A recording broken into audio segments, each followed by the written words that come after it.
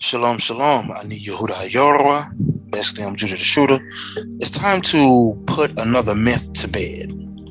There's a lie that is being told and taught amongst the nation of Israel. It's not a direct shot to any camp, any group, any woman, any sister.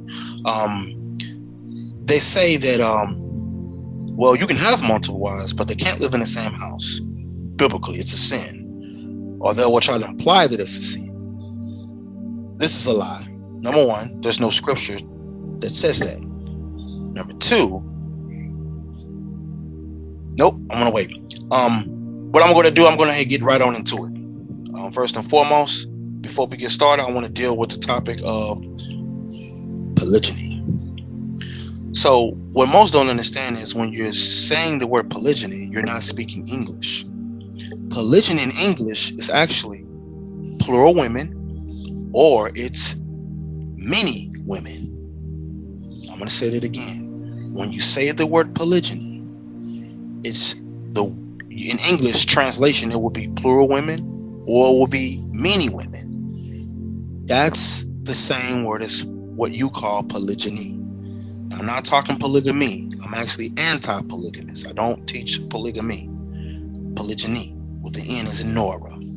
So, once again, when you say polygyny, you're saying many women or plural women. Some would say a lot of women. All right. So now with that being said, I want to go ahead and show you that when you're saying polygyny in Hebrew, if you translate it to Hebrew, it will be this. Nashim Rabot. Women robots. Hold up. Nashim Rabot. Many women. Sorry about that. It's right here. Rabot, which would be this word for many or plural. Then you have the word Nashim. Nashim is the plural way to say wives or women. All right. I'm going to show you that really quick. Keep this in mind. If you want to screenshot this, definitely do. This is your time now to screenshot this for your records. All right, but I'm going to show you really quick. Let me reshare my screen real quick. Let me go back. I want to just show you something real quick. The word wife. All right, here we go. I did here. Show you what the word wife means here. Let's click on it. The word wife. Boom. Notice singular. Isha, plural, Nashim, which is what I was just showing you. So that word Nashim, as I just shown you earlier, can mean women or it can mean wife. All right. Now, with that being said, let's go to Matthew 27:55 because it's something I want to show you. Matthew. Oops, sorry about that. Matthew 27 and the 55th verse. So, Matthew 27:55. Let me show you real quick in the Hebrew New Testament. Look at this, guys. It says Vasham Nashim Rabot. This is the word that we just got done looking at. I'm going to paste it down here. Right here at the bottom. Nashim Rabot. I'm going to show you though. Let me go ahead really quick. Reshare the screen. Come back out. Boom. Same thing. Let's copy and paste it again. Boom. Same word. Nashim Rabot. That's how you say many women or many wives or plural women or plural wives. It's the same thing. Same thing. But the word that you are familiar with today is not Nashim Rabot. You're not used to people just saying the term many women or many wives. You're not used to that. What are you used to? Matter of fact, before we do, wives, look at that. See, I just want to show you that. Nashim. All right. Women, same thing. Nashim. All right. Now, what is the word that you're used to hearing? You're used to hearing the term polygyny. That's what you're used to hearing. And why is that? Because when you say polygyny, you're not speaking Hebrew. You're not even speaking English. That's a Greek word. So let's go ahead and let's see. So share my screen again. Okay. So we've already seen right here, Nashim Robot, which says many women. And we'll just focus on the actual term of the word. Nashim Robot. In English, we just saw it says many women. Same thing. Or we know that word wise, the word une in Greek. So let's pull it up in the Greek text. So the word for many, much or plural, is not nashim. All right. I'm sorry, not rabot. It's, look at that, polos, which can also mean very much. So I'm going to put it down here. That's the word for many. Now, this word for women, it's not going to be nashim. It's une. Let's copy that. Down here at the bottom. So this would say many women. It's what you know as polygyny. That's what you call polygyny in English. Let's go ahead and see. I just copied and pasted. I'm going to screenshot it really quick. All right, let's go ahead. Boom. So we're going to translate it. We're going to translate this word from the Greek, and we're going to see what it says in English. Look at this. Boom. Many women. That word right there look familiar, guys? Huh? See the sigma on the end? It denotes masculine. Let's click on this and let's see what it says. Listen carefully. Polygyny. Did you hear that? Polygyny.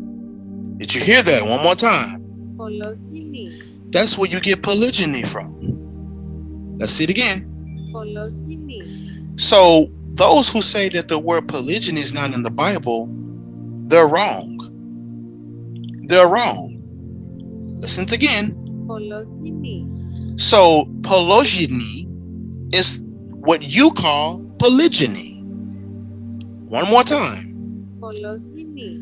Polygyny is what you call polygyny, which is many women or many wives. Same thing. Same exact thing. Which in Hebrew is nashim rabot. Think about that. Now watch this. Stop sharing my screen again. Share it again. Boom. We're going to type in that same word wife and what you call the New Testament. Okay. So right here in Matthew 1:24, when we see the word wife right here, let's click on what that says, guys. Look at that. Une. It's the same exact word. Let me copy it. Remember this word right here? It's the same word. Watch this. Paste. Down there. Look at that. So now you know that women and wife is synonymous in Hebrew, in Greek, and in English. All right. So now this word une, which you know is une, it would be nashim. I apologize, nashim. Now, matter of fact, I want to do something else really quick. I want to do another one really quick. Another source. Let's get this over. Blue letter. We're going to type it in Matthew 27, verse 55. Watch this. Oh, there we go. Matthew 27 and 55. See right here? And many women. Let's click on it. Okay. So now we're in Matthew 27 and we're in the 55th verse. So let's go ahead and deal with that. Here go the word for many. Let's click on it really quick. Strong's G 4183. Palus. Now the sigma on the end denotes masculine in Greek. So like for example, you might see the word instead of Isaiah, you see Isaias, right? Instead of Zechariah, you see Zecharias. Why? Because the S on the end, or the sigma. So your palus is where you get poly from. See, look right here. See, many. Look at that. Polys. See that? So in English, it becomes Poly. See that? When you put it together with the word une, that's where you get Jani from. See, look, you got. Hold on, wait. Let me click on this first. Let's look at this right quick. Strong's G 1135. Gune. But we know it's silent, like some people say gyro. No, it's a euro. So now your many, that's where you get your Poly. There's poly. Then you have your women, which is, or wives, which is Jani. Or so if you put these together, Poly, GY, polygyny. Many women, many wives, plural women, plural wives. Same exact thing. So when people saying, oh, well, the word polygyny is not in the Bible. Yes, it is. It just means many women. It's not in the English because the word is not English. That would be saying, if I say Yeshua HaMashiach, that's not in the Bible unless I'm speaking Hebrew. For example, let's go here. Matthew. Let's turn it into the Hebrew text real quick. So up top, verse 1, it would be Sefer Tado Yeshua HaMashiach ben David ben Avraham. Avraham Eliah Yitzhak, Yitzhak Eliah Yaakov, Yaakov Eliah Yehuda ve'Echav. So here you have Sefer, which is what you know as a book or a scroll. The root word is Sephar, which means to give an account. Toldot, which comes from the Greek word Genesis, actually, to give an account or the lineage. All right, or the King James call it generations. Yeshua, which is what you know is Jesus. Yeshua. Ha, which is the Mashiach. The root word Mashiach, which is the anointing, the smearing or the pouring on. That's where you get Mashiach from. So you have Yeshua HaMashiach. That's not in English at all. So that would be like somebody saying, well, show me Yeshua HaMashiach. I ain't never seen that in the Bible. Yeah, because you're looking at the wrong language, the wrong translation. So in one language, it would be Yeshua HaMashiach. You see that? So, or going back to the same thing with Nashim Rabot. That's that in Hebrew. Now, in ancient Hebrew, it would be Nashayam Rabawath in your ancient Hebrew. But in your modern, it will be Nashim Rabot. And you see what it said in Greek, and you see what it says in English. It's the same term, the same word. So that's the first thing I want to deal with when people try to do these play on words. Now, right now, I'm not talking about the culture and the lifestyle of polygyny. I'm only talking about the word polygyny. So when you hear us say polygyny, you know and understand that we're not speaking English. We're speaking Greek.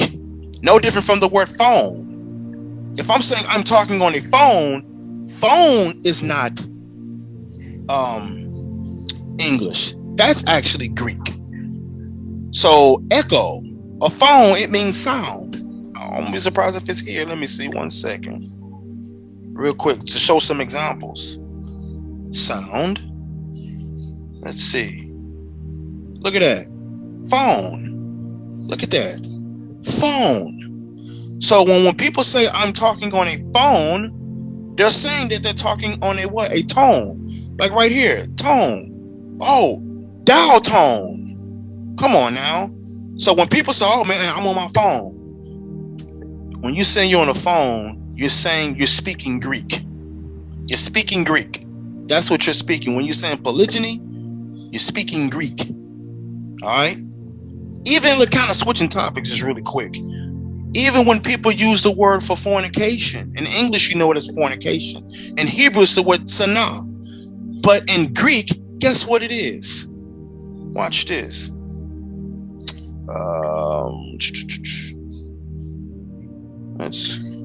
Matter of fact, 1 Corinthians 7:2. I actually did a lesson on 1 Corinthians 7:2. You all definitely will want to watch that lesson because it was really good. I broke out the real context of what this actually means. So definitely check out that lesson I did on 1 Corinthians 7 and 2 as well. It's really good. But when you are looking at this word for fornication, look at the root word there. Porn. Pornea. It comes from this Greek word here. Porneo. That's what porno is what they would say. So I'm using that as an example to show, look at this.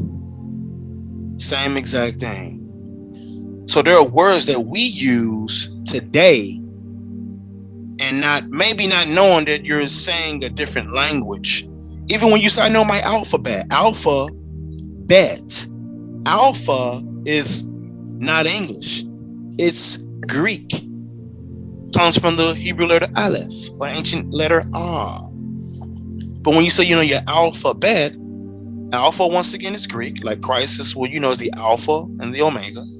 But when you say alpha and bet, bet is the second Hebrew letter in Hebrew, bet. So when you say, I know my alphabet, oh, look at that. You just said the first letter in Greek and the second letter in Hebrew, alpha, bet. Alphabet. Most people don't know that. So understand, guys, that if I was in Israel, I wouldn't say polygyny. I would say nashim rabot. They would know, okay, many women. But if I was in Greece, I would say palus une. But if I'm here, I can just say many women. But when you say many women in America culture, to them, they can be a little confusing. So we'll use the term that most people are familiar with, and that's polygyny. So the term and the word polygyny is in the Bible. If you're speaking Greek or reading Greek, it's there. That word is there. So now we're going to deal, now that we got that out of the way, now it's time to deal with the culture and the lifestyle that surrounds it. So the topic is, can Nashim Rabot live in the same house as their ish, which is a husband? We're going to see. So we're going to move on to the next segment. Shalom, shalom. I need Yehuda Hayorwa. Basically, I'm Judah the Shooter. It's time to put another myth to bed. There's a lie that is being told and taught amongst the nation of Israel. It's not a direct shot to any camp, any group, any woman, any sister. They say that, you can have multiple wives, but they can't live in the same house. Biblically, it's a sin. Or they will try to imply that it's a sin. This is a lie. Number one, there's no scripture that says that. Number two, nope, I'm going to wait. What I'm going to do, I'm going to get right on into it. First and foremost, before we get started, I want to deal with the topic of polygyny. So what most don't understand is when you're saying the word polygyny, you're not speaking English. Polygyny in English is actually plural women, or it's many women. I'm going to say that again. When you say the word polygyny,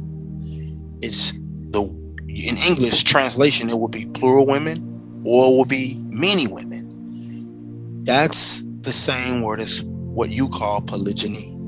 Now, I'm not talking polygamy. I'm actually anti-polygamist. I don't teach polygamy. Polygyny, with the N as in Nora. So, once again, when you say polygyny, you're saying many women or plural women. Some would say a lot of women. All right. So now with that being said, I want to go ahead and show you that when you're saying polygyny in Hebrew, if you translate it to Hebrew, it would be this. Nashim Rabot. Women robots. Hold up. Nashim Rabot. Many women. Sorry about that. It's right here. Rabot, which would be this word for many or plural. Then you have the word Nashim. Nashim is the plural way to say wives or women. All right. I'm going to show you that really quick. Keep this in mind. If you want to screenshot this, definitely do. This is your time now to screenshot this for your records. All right, but I'm going to show you really quick. Let me reshare my screen real quick. Let me go back. I want to just show you something real quick. The word wife. All right, here we go. I did here. Show you what the word wife means here. Let's click on it. The word wife. Boom. Notice singular, Isha, plural, Nashim, which is what I was just showing you. So the word Nashim, as I just shown you earlier, can mean women or it can mean wife. All right. Now, with that being said, let's go to Matthew 27:55 because it's something I want to show you. Matthew. Oops, sorry about that. Matthew 27 and the 55th verse. So, Matthew 27:55. Let me show you real quick in the Hebrew New Testament. Look at this, guys. It says, Vasham Nashim Rabot.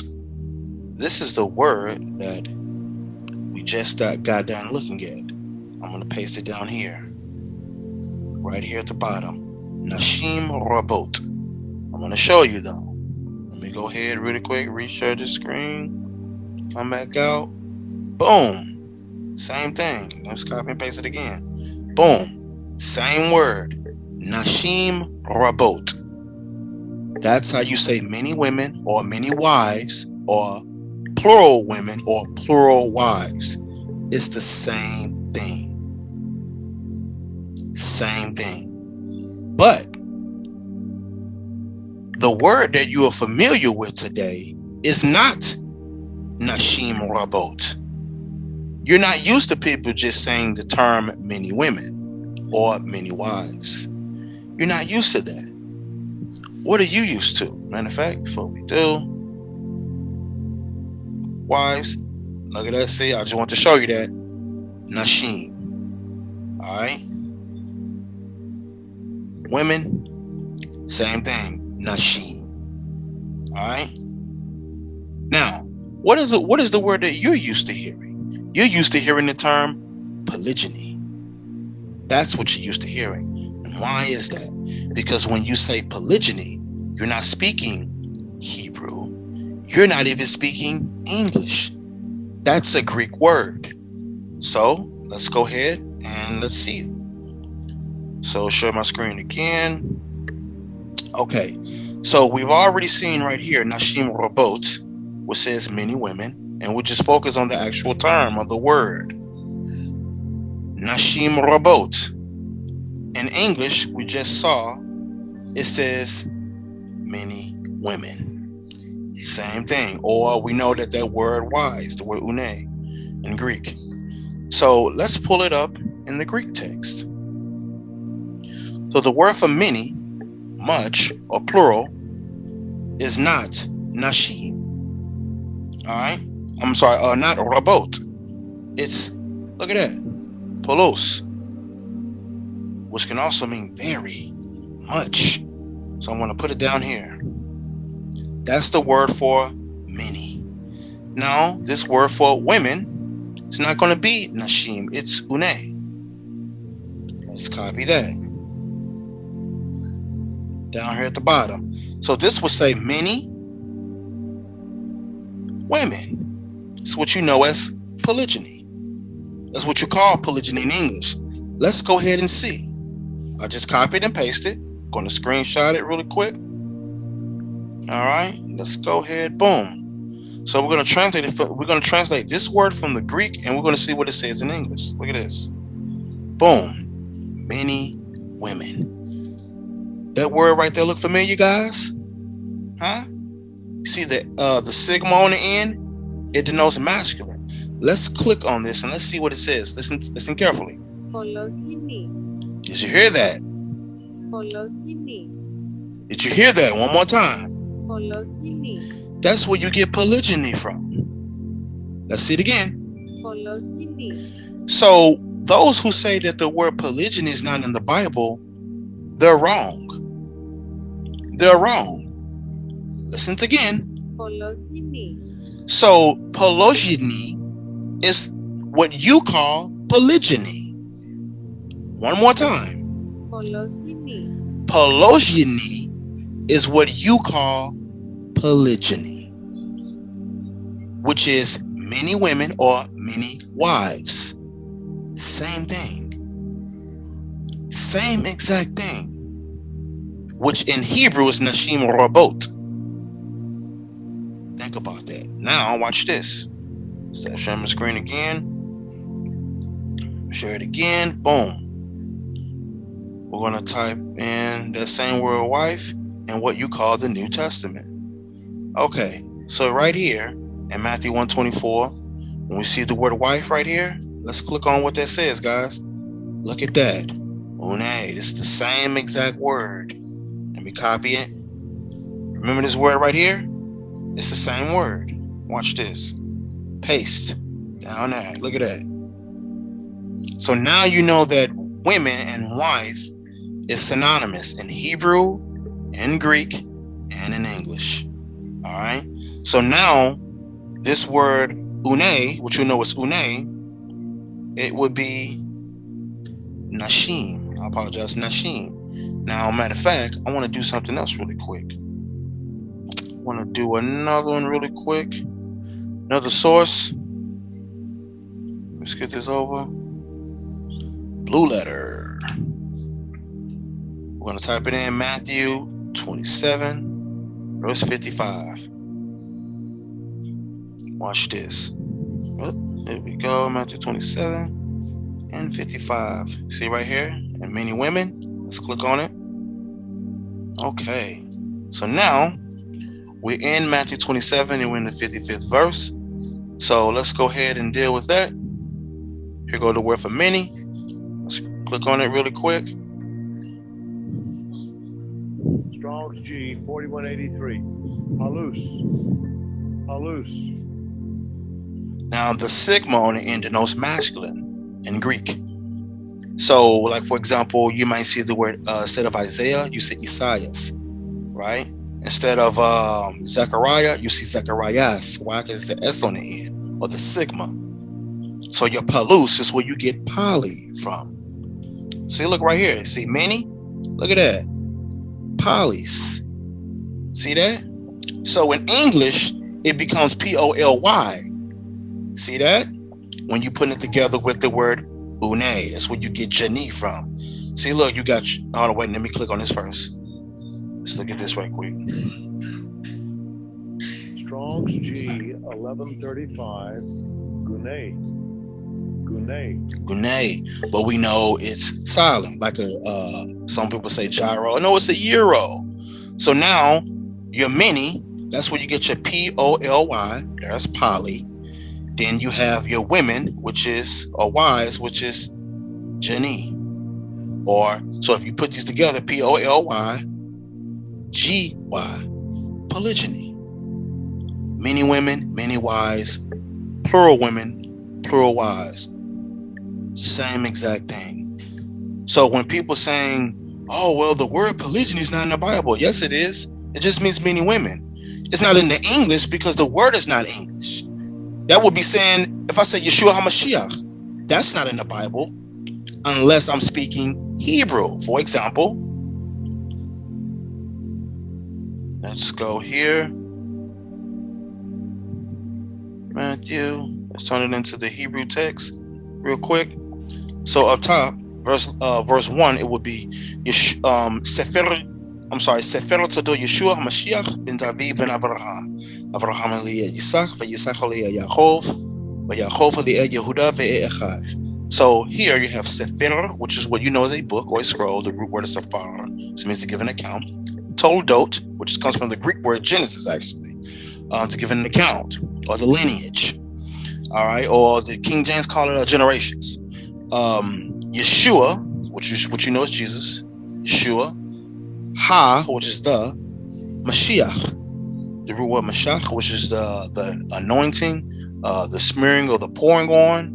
That's where you get Mashiach from. So you have Yeshua HaMashiach. That's not in English at all. So that would be like somebody saying, well, show me Yeshua HaMashiach.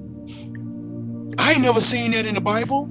Yeah, because you're looking at the wrong language, the wrong translation. So in one language, it will be Yeshua HaMashiach. You see that? So, or going back to the same thing with Nashim Rabot. That's that in Hebrew. Now, in ancient Hebrew, it would be Nashayam Rabawath in your ancient Hebrew. But in your modern, it will be Nashim Rabot. And you see what it said in Greek, and you see what it says in English. It's the same term, the same word. So that's the first thing I want to deal with when people try to do these play on words. Now, right now, I'm not talking about the culture and the lifestyle of polygyny. I'm only talking about the word polygyny. So when you hear us say polygyny, you know and understand that we're not speaking English. We're speaking Greek. No different from the word phone. If I'm saying I'm talking on a phone is not English. That's actually Greek. So echo, a phone, it means sound. I won't be surprised if it's here. Let me see 1 second. Real quick to show some examples. Sound. Let's see. Look at that. Phone. Look at that. Phone. So when people say I'm talking on a phone, they're saying that they're talking on a what? A tone. Like right here. Tone. Oh, dial tone. Come on now. So when people say, oh man, I'm on my phone. When you say you're on the phone, you're saying you're speaking Greek. You're speaking Greek. That's what you're speaking. When you're saying polygyny, you're speaking Greek. All right? Even the kind of switching topics is really quick.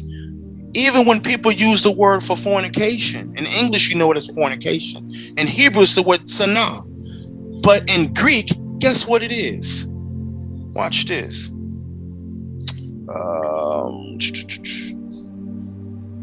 That's matter of fact, 1 Corinthians 7:2. I actually did a lesson on 1 Corinthians 7:2. You all definitely will want to watch that lesson because it was really good. I broke out the real context of what this actually means. So definitely check out that lesson I did on 1 Corinthians 7:2 as well. It's really good. But when you are looking at this word for fornication, look at the root word there. Porn. Pornia. It comes from this Greek word here. Pornio. That's what porno is what they would say. So I'm using that as an example to show, look at this. Same exact thing. So there are words that we use today and maybe not knowing that you're saying a different language. Even when you say, I know my alphabet. Alphabet. Alpha is not English. It's Greek.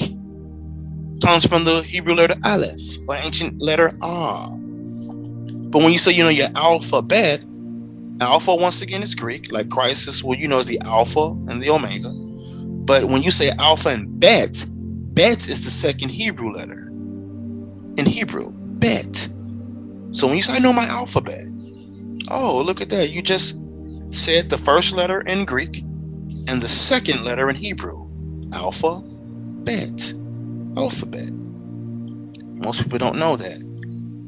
So understand, guys, that if I was in Israel, I wouldn't say polygyny. I would say Nashim Rabot. They would know, okay, many women. But if I was in Greece, I would say Palus Une. But if I'm here, I can just say many women. But when you say many women in America culture, to them, they can be a little confusing. So we'll use the term that most people are familiar with, and that's polygyny. So the term and the word polygyny is in the Bible. If you're speaking Greek or reading Greek, it's there. That word is there. So now we're going to deal, now that we got that out of the way, now it's time to deal with the culture and the lifestyle that surrounds it. So the topic is, can Nashim Rabot live in the same house as their ish, which you know is a husband?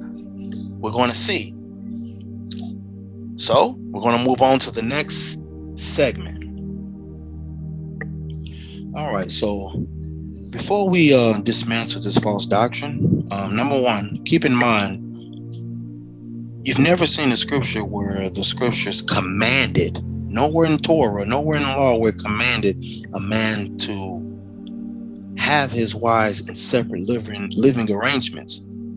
That's never been a law in monogamy or polygyny. In fact, in monogamy and polygyny, we can see where men had a wife or wives that lived in different locations. And I'm going to show you where they also were in the same house. So I'm going to show you that as well. But no matter how you slice it, there's no law that says or commands a certain type of living arrangements. You just don't see it. So obviously it comes down to each individual and what they decide in their realm. So now what we're going to do is first, I'm going to share my screen really quick. The first thing one has to understand that there really is a difference between a tent and a house. Seems to me that people have forgotten that when dealing with the topic of what Jacob and his wives had their own tent. We're going to deal with that. And there's another thing that I'm going to, that has another treat that I have as well that I'm going to bring out later. I'm probably going to bring it out extremely later because there's another scripture that people will run to. So I'm going to deal with that later as well. But I'm going to be showing you in Hebrew and in English as well. Matter of fact, before we do, a scripture disclaimer in the book of Sirach, chapter 1. Sirach is also known as Ecclesiasticus. Look at what he writes here. He says, in yellow as I highlighted here, he says, wherefore let me entreat you to read it, right, with favor and attention, and to pardon us, meaning forgive us, wherein we may seem to come short in some words. Watch this. Which we have labored, meaning worked hard for. Which we have labored to what? Interpret, meaning what? To translate. It says, for the same things uttered, meaning spoken or said, in Hebrew, which is the language that I'm going to be going into.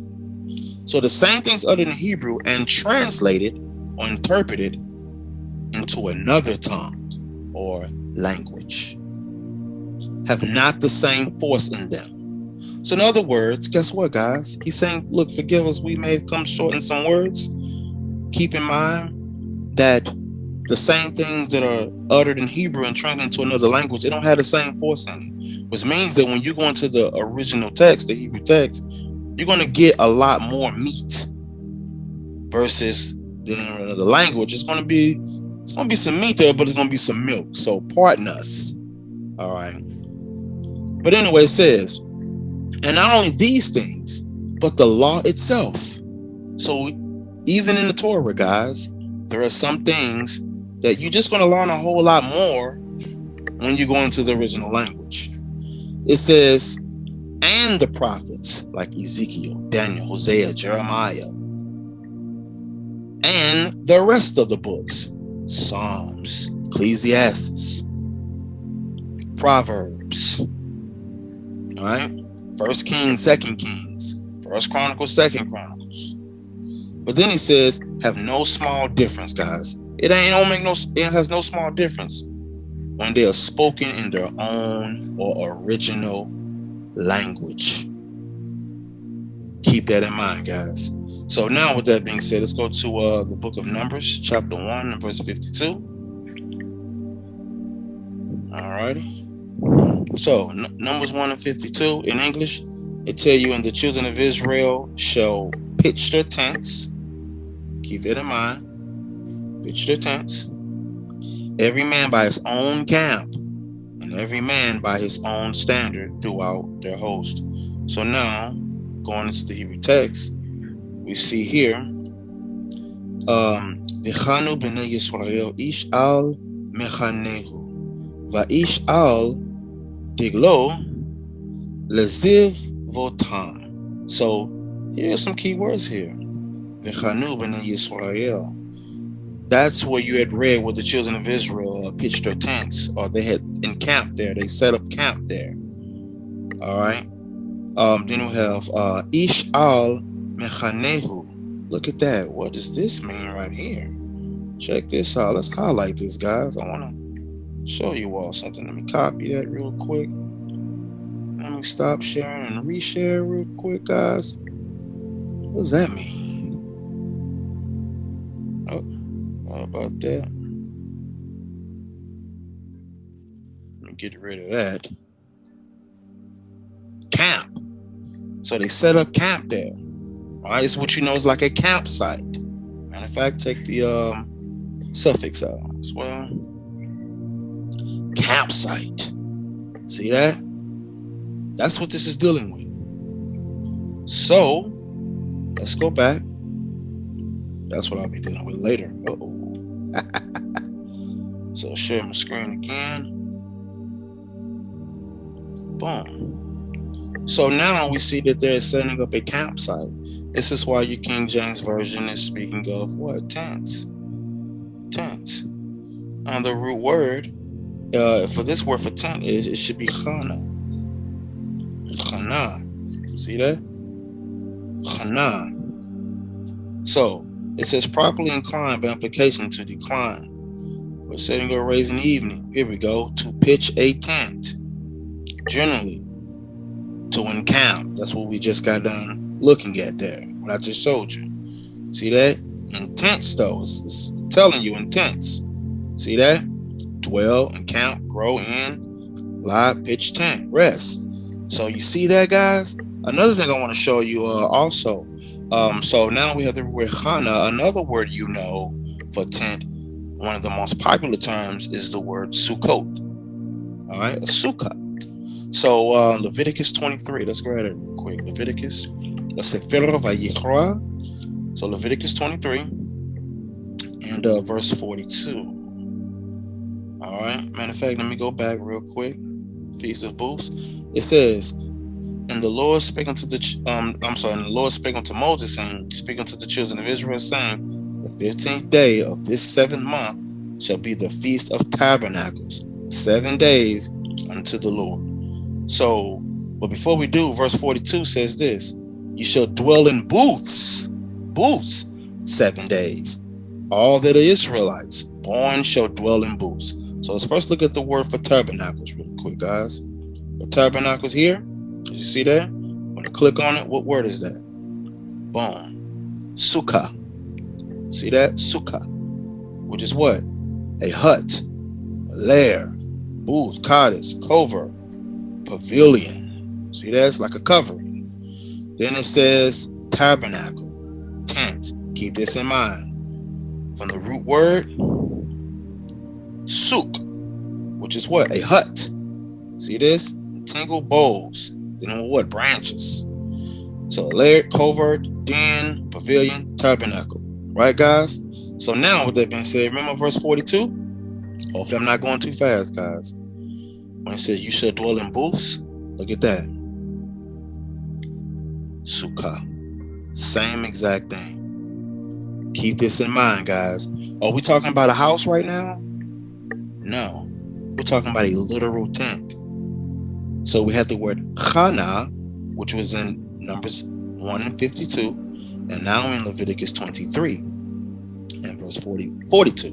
And that's showing you what? The word sukkah. Keep that in mind, guys. So with that being said, let me show you in the text real quick. Alrighty, look at this. Basuchot. Look at that. You know how people doing the Feast of Tabernacles? They'll say Sukkot. There it is right there. See that? There it is right there. Basuchot. See that? Teshvu. Shivat. Yamim. Kol ha'etz rach. Be-Yisrael. Yeshvu. Basuchot. See that? And you know, all in booths. Boom. There you go, guys. That's another word for a hut, tent, lair, pavilion, right? Covert. So what you know is a covering. Keep this in mind. This is very, very important. I mean, in fact, I really don't have to do the video time. Okay, so it's very, very important. You know, do this so you can focus on this here. So, ladies and gentlemen, now that we got that, I want to go ahead and show you some examples. All right. So, for example, we're going to grab. Let's get Genesis 33, and we're definitely going to be coming back to Genesis 33 as well. Might I add? We'll be hitting that a few times actually. Genesis 33 and verse 17. I want to show you a difference here. So one thing I'm looking at right here, it says Vayiven lo bayit. So this is letting me know that in Jacob, of course, here we go. So it says Vayachov Nasa Sekota. So now it's letting me know in Jacob he journeyed to Sukkot. In other words, because remember we were just talking about booths. All right. So then it let me know, and he built himself a house. Now this is singular. All right. So now we know that this is a house, a regular house. Right. And there's the word Sukkot again. He built himself a house. Then down in verse 19, I see the word Natasham, Sham, Halo, which is we're going to talk about later. He also spread a tent there. All right. So I see right here his tent. All right. That's another thing that we're going to deal with later as well. But keep in mind first, I want to show you the word bayi. There's a difference between a house and a literal tent. So it says, and Jacob journeyed to Sukkot, which you had saw earlier, and built him what? An house. A house. And look at this, guys. Look, this is how detailed the scriptures is. He even made booths. Remember we just learned it earlier? He made booths for who? His cattle, meaning his animals. Keep that in mind. Keep that in mind. It didn't say he built houses for his wives as well. No. Because was he married to his wives at this time? Yes. So where was his wives at during this time? Obviously, they had to have been with him. Unless you want to say they was in booth with the animals. And his 13 children. So it says he built him a house and made booths for his cattle. Therefore, the name of the place is called Sukkot. This means what? Booths. Remember we were just looking at that earlier? Sukkot. Booths. Sukkot. Name of the place in Egypt. Right? Look at the root word. Scroll down. Sukkah. Remember that? Same thing, guys. Same word. Okay? Hold it down, children. Got the children in the background playing. So with that being said, also it says he bought a parcel of a field wherein he had spread his tent. Spread his tent. Remember I just showed you in Hebrew? What's that word for tent? Because this is going to be very important. Ohel. So we have Ohel. I'm going to put right here, guys. Tent in Hebrew is Ohel. Alright. I'm going to put down here house in Hebrew is Bayit. Bayit. Which is, let me go here. We got built in my house. Here we go. Boom. Bayit. And you know I have the TH there. It's the same thing, guys. Bayit. Keep that in mind, guys. So we have Ohel, which is a literal tent. And then we have the word Bayit, which is a house. So he spread a tent and built a house. Keep this in mind. And I'm going to reiterate this so people can see that there is really a difference between a house and a difference between that Ohel and a tent. Keep this in mind. So with that being said, we're going to go, I can turn my video on. So keep in mind, guys, there's a difference between a house and a tent. Okay, guys? House and a tent is not the same thing. All right. So now what we're going to do is we're going to go to the next verse. We're going to go to Genesis real quick. And we're going to go to, let me share my screen really quick. We're going to get Genesis. And this time I'm going to do chapter 12. Let's do chapter 12 real quick. So Sefer Bereshit, chapter 12 and verse 7. All right. Now remember, guys, we're getting and establishing a difference between a house and a tent before we discuss these living arrangements. But you have to fully understand that when people are teaching this foolishness, they don't know what they're talking about.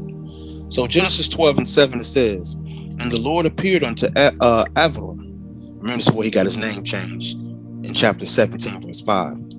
So Abram, what you know is Abraham, and said unto thy seed or offspring will I give this land.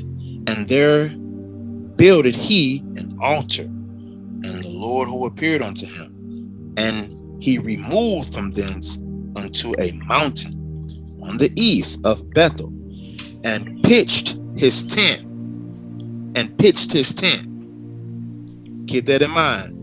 And pitched his tent, having Bethel on the west and Hai on the east, and there he builded an altar unto the Lord, and he called upon the name of the Lord.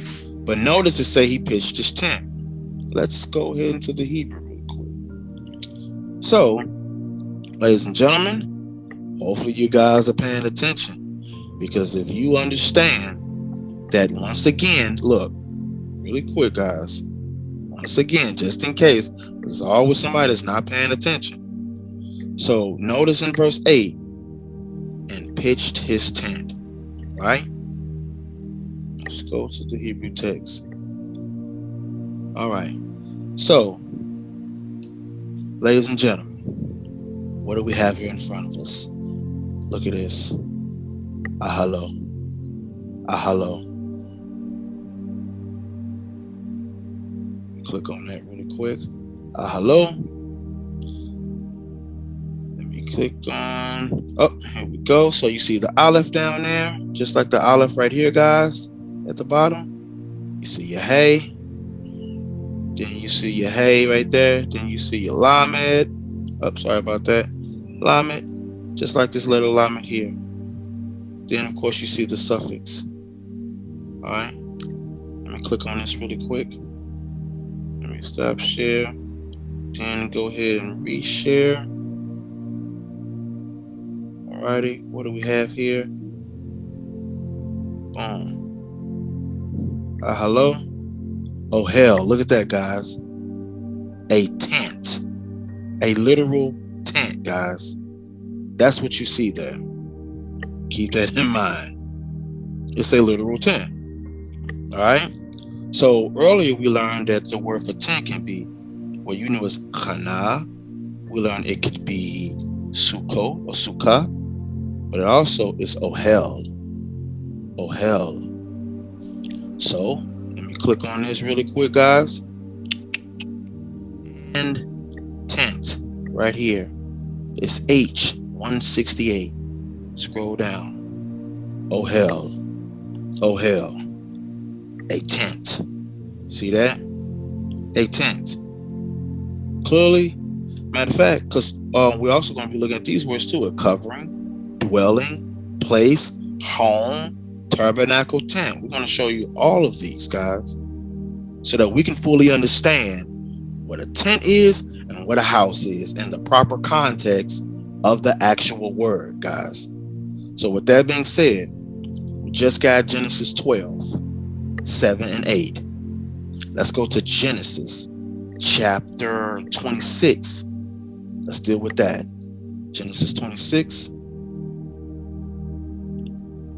Genesis 26. And is it verse 25?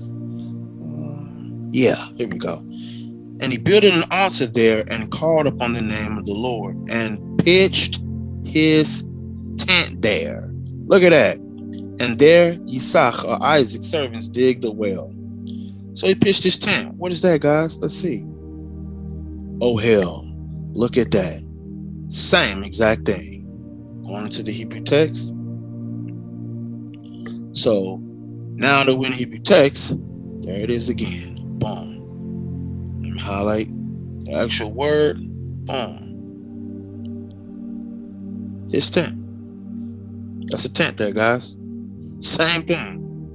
Now I'm going to show you, matter of fact, so you can fully understand. In the book of Judges, is it Judges 20? Judges 20 and verse 7. No, it's verse 8. It's verse 8. Verse 8.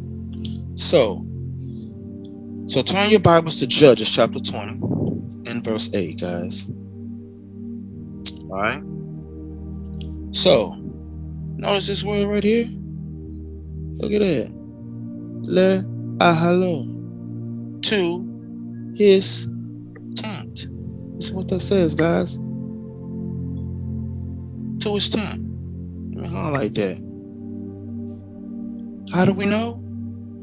Let's turn into English. It says, and all the people arose as one man, saying, we will not any of us go to his tent. Look at that. At one time about a house, that was talking about an actual tent. So then, not only that, guys, let's go back. We have to his tent, right? Then look at the root word we have here. Bait. This means to his or into his house. Highlight that really quick, guys. Boom. So we have a tent here, and we also have the word house. See that? Lebeto. The root word is bait. A bite. Let's click on it in English. How do we know, Judah? How do we know? Look at this. It says, and all the people arose as one man, saying, we will not any of us go to his tent, neither will any of us turn into his house. Let's click on that house. Look at that. Bayit. Remember, you just saw that right here. Bayit. It's right there. Let me click on it again. Scroll down. Bayit. A house. Keep that in mind. That's the context that is being used there. That is the context that is being used. Let's go to 2 Samuel. 2 Samuel and 7. 2 Samuel 7. It says, whereas I have not dwelt in any house since the time that I brought up the children of Israel out of Egypt, even to this day, but have walked in a tent. Look at that. And a tabernacle. Oh, here we go. Look at that. Mishkan in Hebrew. Mishkan. All right? Because we're going to be dealing with all of these things, guys. With all of them. So we have a house, a tent, and a tabernacle there. Let's go ahead and deal with that. All righty. So now, guys, so here we go. Bebayit, which is in a house. Look at that, guys. Here it is. House. House. House. House. Then we have in a tent. This bait here, it signifies in a house. A tent. In a tent. Oh hell. Isn't that the same thing right here, guys? At the bottom there? In the house is the same thing right here, guys? Huh? Think about that. That's the same thing. Uv Mishkan. See? Uv Mishkan. See that? And in the tabernacle. That's the word Mishkan there. All three there. House, tent, Mishkan, tabernacle. Keep that in mind, guys. Keep this in mind. But the main word I want to deal with is this one right here. Ohel. Because that is a literal tent. A literal tent. Let's go to Job 8 and 22. Hopefully I'm not going too fast. Job chapter 8 and verse 22. Alright. Go ahead and give you a second to get there, guys. So it says, we have, here we go. Shanei kach yil bishu vashet ve'ohel. Right there. Boom. What word is that, guys? See that? Look at that. That's the same word for tent or dwelling place, in other words. Let's watch this. Here we go. Boom. So when you see they that hate thee shall be clothed with shame in the dwelling place. Let's scroll down. Look at that, guys. Ohel. So we know that this says dwelling place, but what type of dwelling place? A tent. Remember earlier we learned that this word ohel means a tent. It can mean covering. Look at this. Dwelling place. It's what we just saw right there. But what type of dwelling place, guys? A tent. A tent. Ohel. A tent. Not a house, but a tent. Alright? Let's go to Job 21. And I think it's 20. Job 21 and 20. No, it's 28. It's 28. Yeah. It says, for ye say, where is the house of the prince? And where is the dwelling places of the wicked? Wait a minute. Look at this, guys. So now we have here Beit, which is house. My bad, I was going to copy it. Look at that. Look at this. Then it goes on to say, Ohel, which is the dwelling place. But what type of dwelling place? A literal tent. A literal tent. A literal tent. Alright? So let's go ahead. Remember, we're just dealing with the words first to show you there's a difference. So now we have the dwelling place of the wicked. But now we know what type of dwelling places. That's talking about a literal tent in the Hebrew text. Let's go to Exodus 26. Exodus 26, yeah, Exodus 26 and 7. It says, and thou shalt make curtains of goat's hair to be a covering upon the tabernacle. 11 curtains shalt thou make. So we know for tabernacle is the word mishkan there, which is also a shepherd's hut as well. Alright, which is also a tent and tabernacle. Of course, when you look at the tabernacle, it looks like a tent.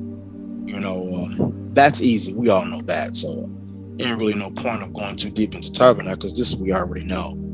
But what I was focused on is this word ohel is also used. It had goat's hair and it says used for a covering. What's that? Look at that, guys. It's the Hebrew word ohel, a tent, covering, in other words. Going into the Hebrew text once again. All right, look, before we are done at the end of the day, you all gonna know how to find it. Aleph, Hey, Lamed is the Hebrew letters. Ohel. There it is, guys. Ohel. Ohel. Now, remember we saw earlier? Al-Mishkan, right? Which means upon the tabernacle or on the tabernacle. Mishkan, that's the word used for tabernacle, but most don't know that a tabernacle can also be used as this word, ohel. Why? Because this Mishkan here is still a covering, it's still a tent as well. So, as I said, I wasn't going to spend too much time in it, but I figured, why not just kill two birds with one stone? I'll go ahead and talk about it. You have Sefer Vayikra of the book of Leviticus, chapter 4, and we're going to look at verse 14. I'll give you a second, guys, because I know I'm probably moving too fast. So turn your Bibles to Leviticus chapter 4, and we're going to look at verse 14. All right. So go ahead and give you a second. All righty. So notice there is the word ohel right there, guys. I'll be. Look at that. The word ohel is right there. But get this though, it's also used here. Ohel in verse 16. See that? It's also used in 16 as well. So let's go ahead and read these verses. Leviticus 4, 14 through 16, it says, when the sin which they have sinned against it is known, then the congregation shall offer a young bull or bullock for the sin, and bring him to the tabernacle of the congregation. Tabernacle. It says, and the elders of the congregation shall lay their hands upon the head of the bullock before the Lord, and the bullock shall be killed before the Lord. And the priest that is anointed shall bring of the bullock's blood of the tabernacle. Tabernacle of the congregation. Now let's see, what is those words for tabernacle? Okay, so now we see here tabernacle is used as what? Ohel. So now we know what kind of tabernacle that's speaking about. This tabernacle is a tent. Here it is again. Tabernacle again is used as the same Hebrew word ohel. Let's go ahead and copy it real quick, because remember we keep saying this word once again. And let's go back and reshare my screen here. I'm going to paste it.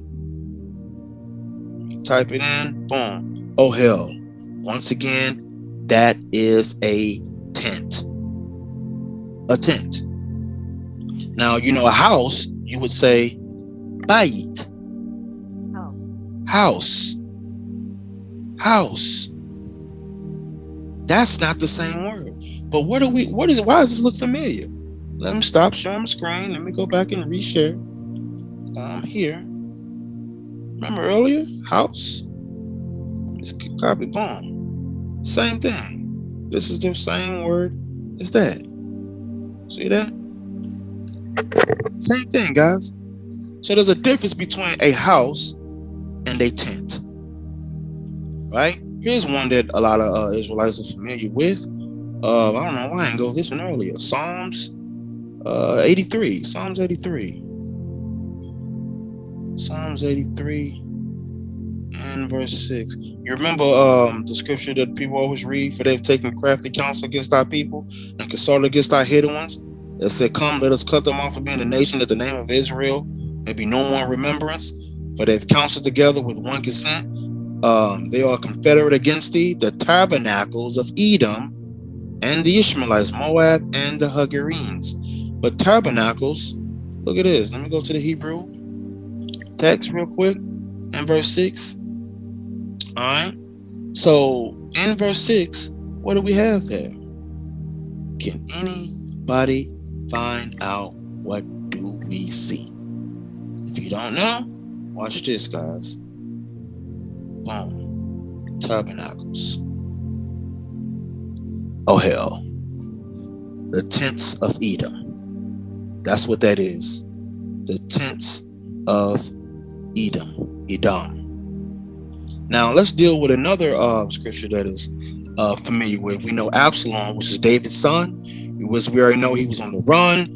One of the things he did was he slept with his father, David's concubines, which we're also going to be revisiting back later. But one thing he did was he did this in the sight of all Israel.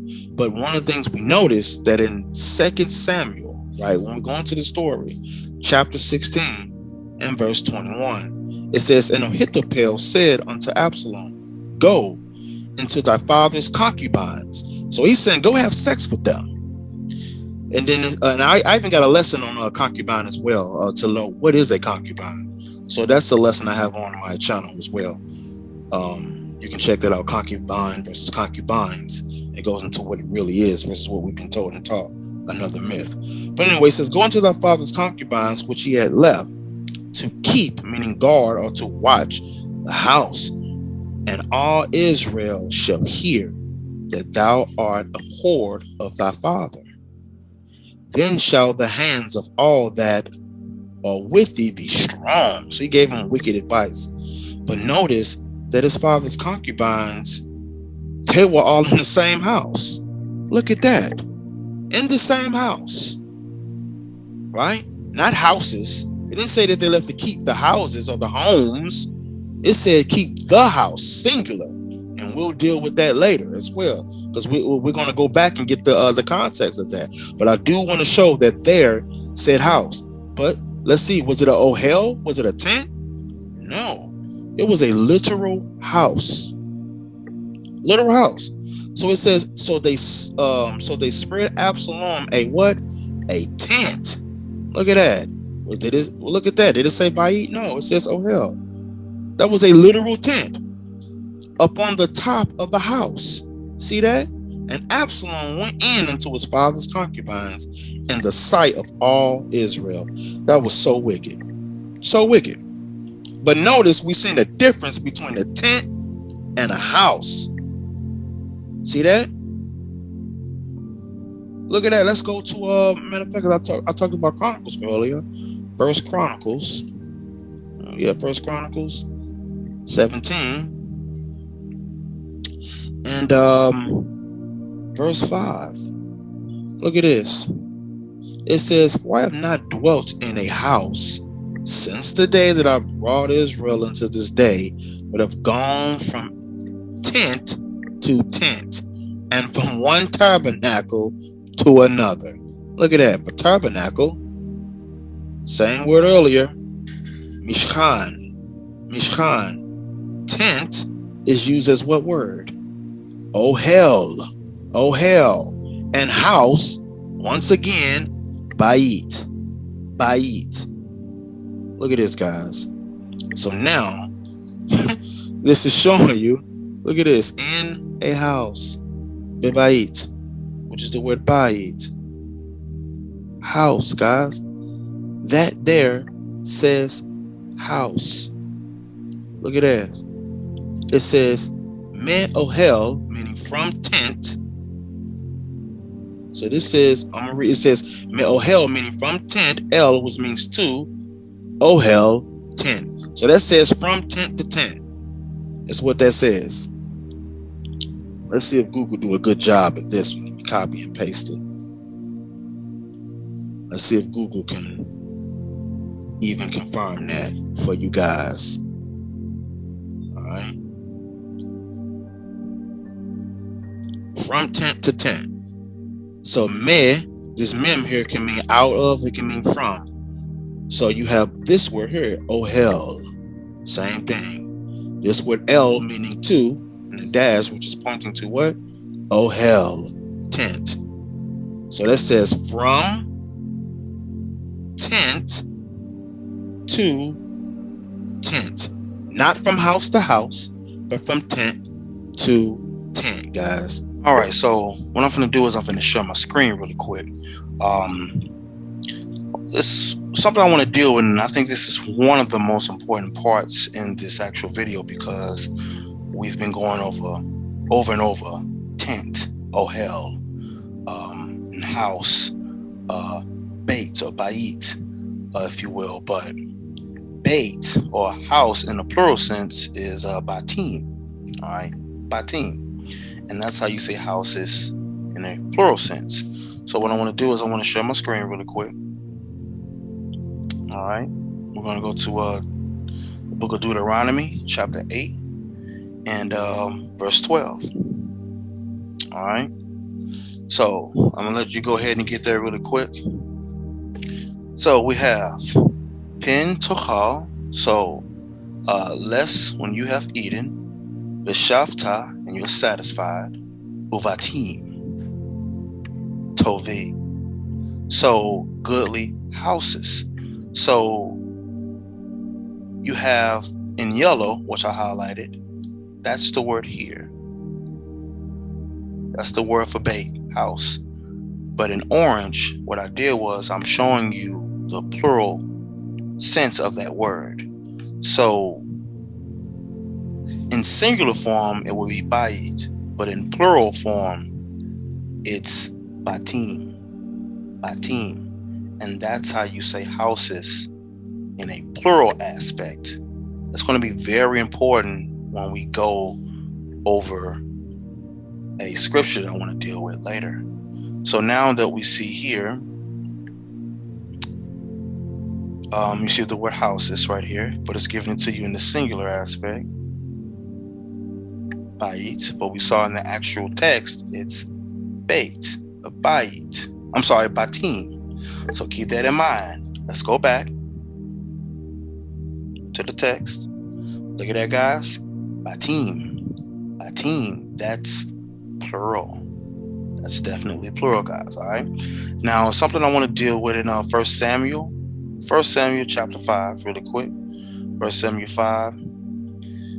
And we're going to deal with verse 11. No, 2 Samuel 5 and 11. I apologize. 2 Samuel 5 and verse 11. All right. Notice that word bayit there. See that? Bayit. Look at that. Vayavnu bayit leDavid. So, and they built David a house, in other words. They built unto David a house. Let's see what the KJV says really quick. See that? And they built David a house. So right there, it's singular. Keep that in mind. And again, you have the word bayit, which again is a house. House. This is when David's house was being built. All right. So when his house is being built, keep this in mind. And that's the word bait, bayit. Now let's deal with another one. 1 Kings 3. 1 Kings 3, really quick. 1 Kings 3 and verse 3. No, 2. It says, only the people sacrificed in high places because there was no house built unto the name of the Lord until those days. That word house, what is that, guys? Bayit. Bayit. Let's go to the Hebrew text. There it is again, house. Boom. Bayit. Now let's go to what we call the New Testament. We're going to go to the book of Acts really quick. Acts chapter 7. All right. Let me turn into the Hebrew as well. It says, it's verse, hold on, 47. Yeah, there we go. It says, tongue twister, Ushlomo bana lo bayit. It says, but Solomon built to him a house. This is singular, not plural. It didn't say batim, house. Keep that in mind. Bayit. All right. So it's letting me know, but Solomon built unto him a house, in other words. All right. Let's see that in English really quick.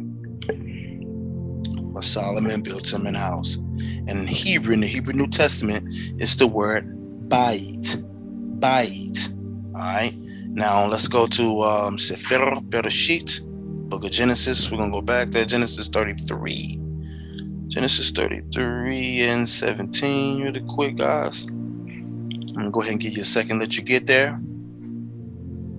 All right. I'm going to go ahead and let you get there. Okay, so Genesis 33, and we're going to start in 17. It says, in effect, I really don't even need the video. Again, yeah. So it says, and Jacob journeyed to Succoth and built him an house and made booths for his cattle. And made booths for his cattle. It's going to be important. Therefore, the name of the place is called Succoth. Verse 18. And Jacob came to Shalem, a city of Shechem, which is in the land of Canaan. Now, of course, you know, Judges chapter 8, verse 31, I believe. It's around Judges 8 and 31.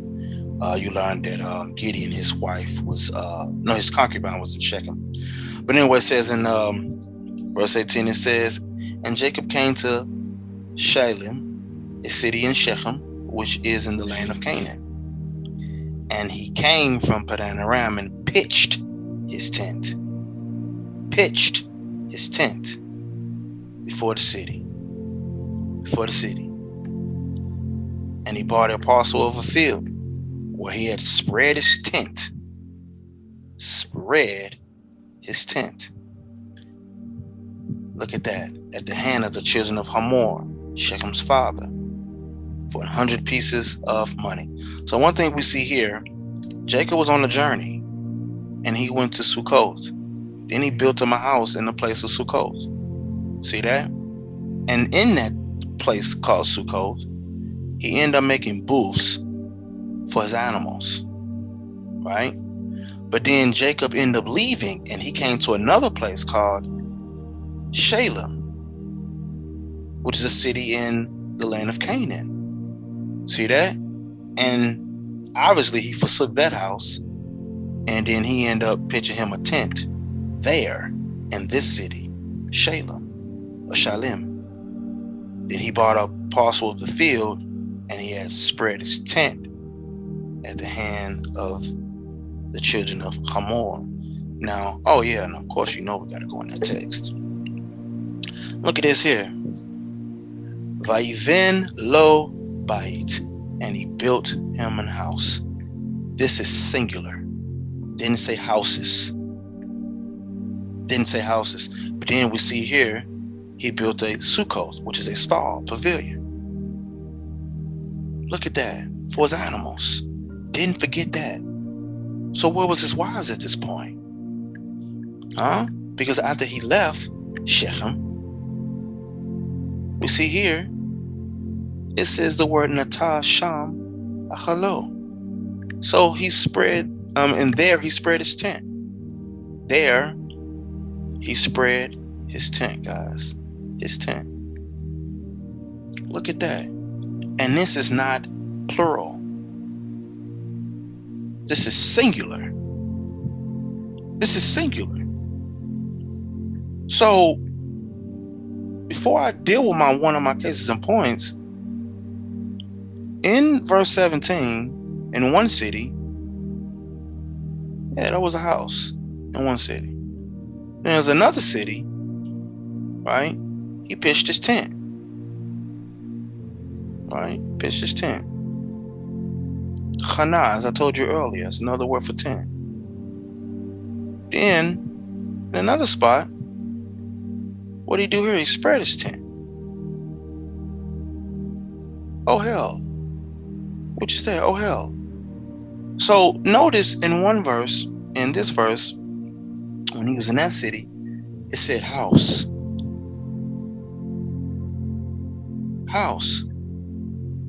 Not homes or houses, as in plural. Now you get some people that say some mess like, oh, it was a 2-family, or could have been a 4-family flat. Where are you reading that at? Nowhere. And even if it was that, which it never said this, you're contradicting yourself because you just put them in the same location, same building, same house, which just means they would have had just different rooms, which means that your argument saying that, oh, wives can't live together, that automatically goes out the window if you want to say that.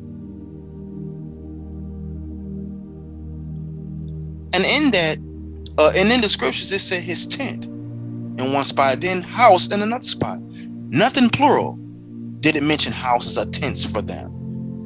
Hell, it even had time to mention that he made stalls, aka shelters, or a hut for his animals or cattle. Look at this, booths earlier. Hut. Same word for tabernacle. Remember that earlier? Think about that. And this is by a form of setting it up or nailing it up. So I'm highlighting the things that you definitely need to focus on in the Hebrew text. Everything is in the singular form, not plural, which means what? They had to live together, unless you want to say that they were lodging or living with the cattle or the animals. Because one of the case in point, as I showed you earlier, that he built for himself a house. here. He built himself a house, right? He built the cattle for the animal, set up his tent, right? Spread his tent there. Huh? Look like he encamped, huh? So that lets me know one thing, that they all have to been living in the same spot. Same spot. No matter how you slice this, ain't no running from what it says in the Hebrew text. I'm saying that this is singular, which means that they were what? Together. Which means your argument goes out the window. So in Genesis 33 and 17, it's a Philip sheet 33 verse 17. Again, he didn't build a tent. It says he built a house. Then it say he pitched his tent after he bought a parcel of land. He built him a house and a tent. Where was his wives living? Never said anything about them building their own, or he built for them. Yeah, he did build something from someone else or something else, and that was in animals.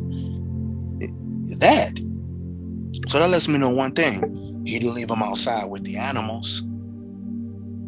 So either you want to say they was outside with the animals, or they had to have been in the house. Regardless, when you come in with your philosophy, trying to create a doctrine that's never even recorded. Now later, when we get Genesis 31, when you read that entire story, especially the first 41 verses, you'll learn that Laban was on the run. I'm sorry, Jacob was on the run.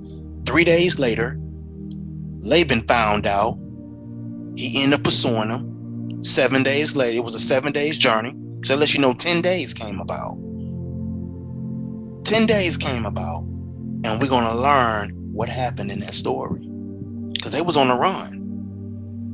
This what we reading right here is after they had squashed the beef. So brothers, when they try to run to Genesis 31, all you do is take him right here then. Well, how about right here? He ended up building a house, and then he ended up going to another spot, set up a tent there, then he went to another spot, set up a tent there. What was his wives at then? Because that's singular, not plural. But we'll get Genesis 31. We'll get it. So here it is in Genesis 31. He pitched or set up or nailed it or fastened his tent in a mountain of Gilead. Think about this. They were in the same spot. Same exact spot.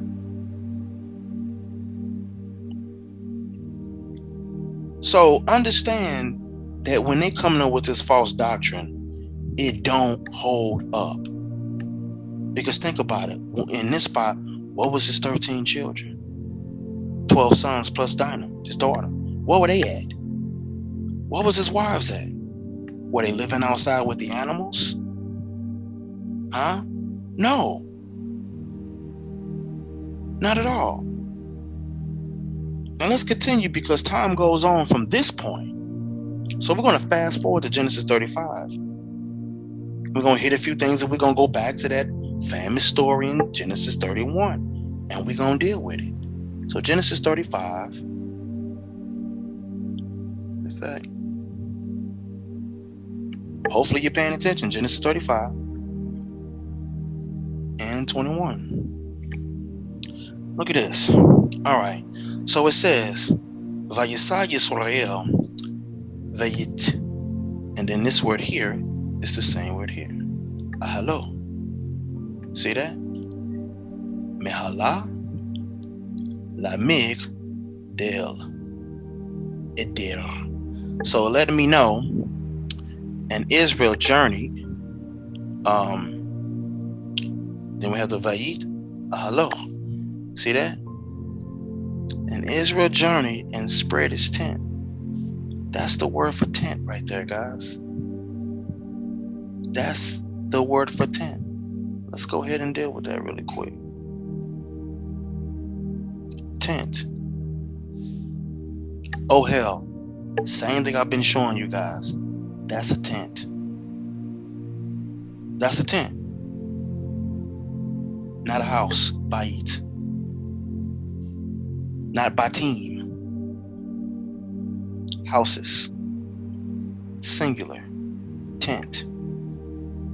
Now let's go to Genesis 31 real quick. Genesis 31, and we're going to deal with that. Genesis 31. All right. Genesis 31. All right. So we're going to go to after they fill out. Real quick. Matter of fact, that's what I can do. Boom. Okay. So now we're going to when they had fell out. I'm going to after he ended up leaving. Okay. We're going to go to 20.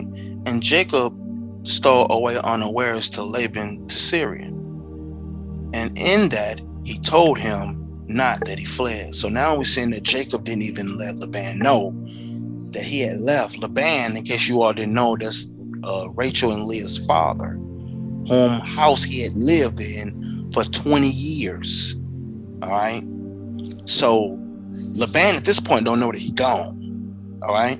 He didn't know this for 3 whole days. All right. So then it goes on to say in verse 21, so he fled with all that he had, and he rose up and passed over the river and set his face toward the Mount Gilead, So he headed to a mountain, like I told you. It says, and it was told Laban on what? The 3rd day that Jacob was fled. So you see that? They didn't even know that he was gone until 3 days later.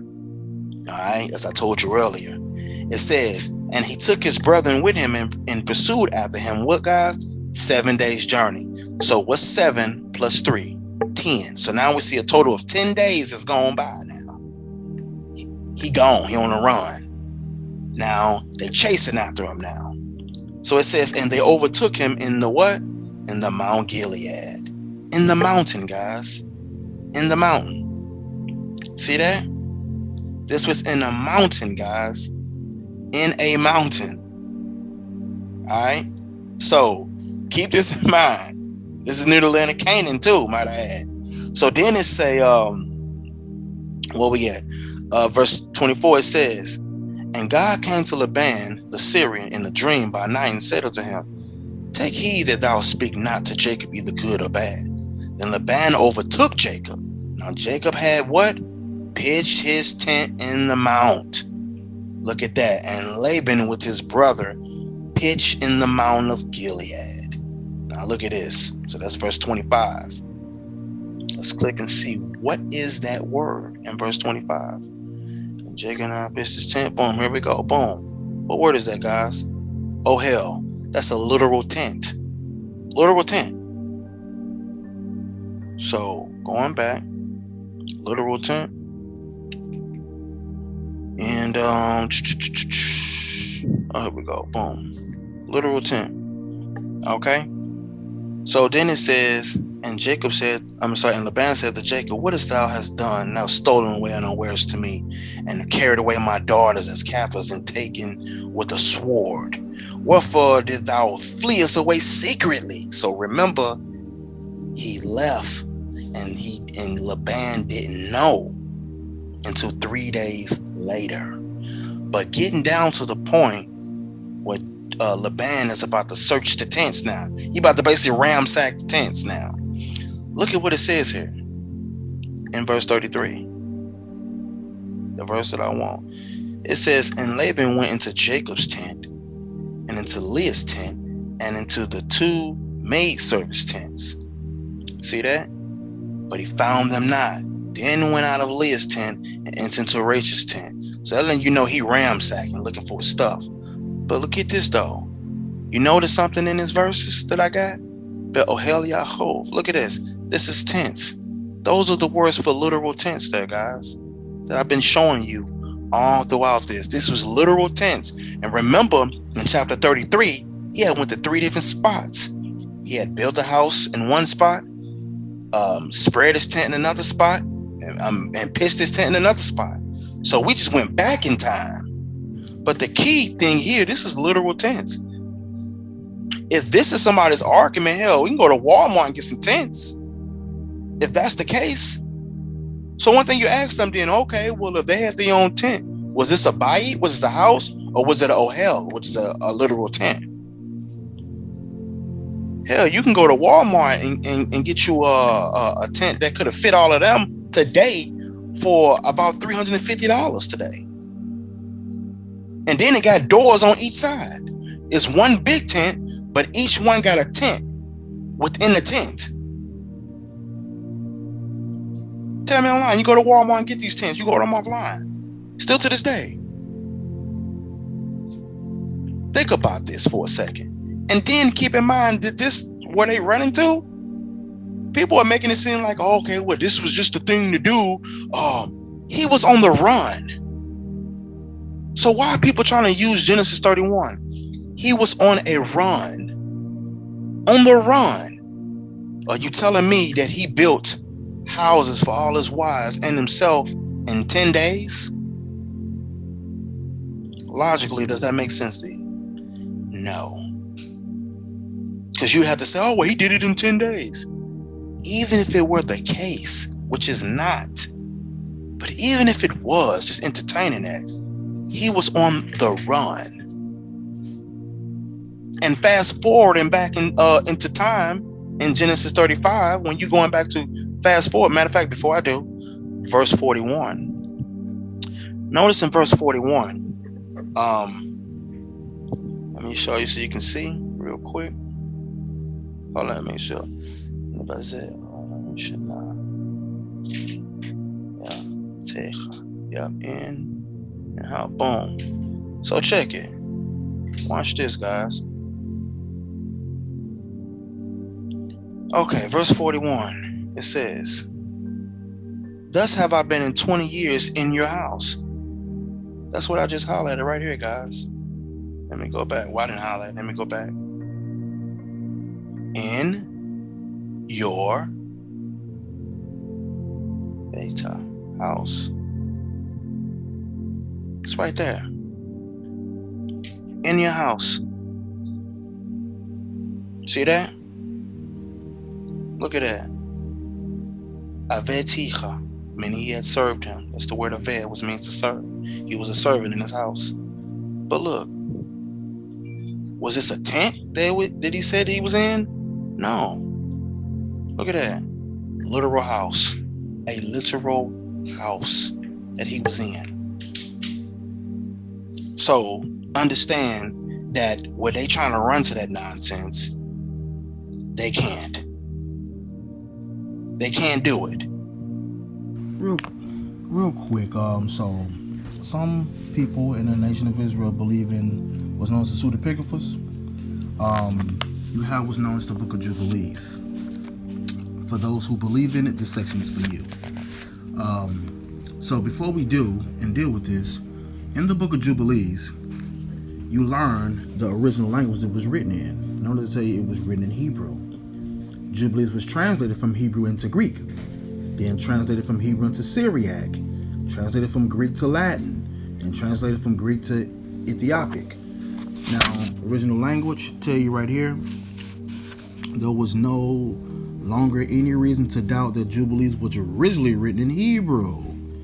That was a view most forcefully argued by R.H. Charles. Keep that in mind. Over 70 years ago, vis-a-vis the possibility of a Greek or Aramaic original. Nevertheless, there was still a considerable latitude debate until the discovery of the fragments of the Hebrew text at both the Qumran and Masada. So anyway, what I want to deal with and show that it was originally written in Hebrew. Why is that important? Because there is an argument that's made here in chapter 33, real quick, in the Book of Jubilees.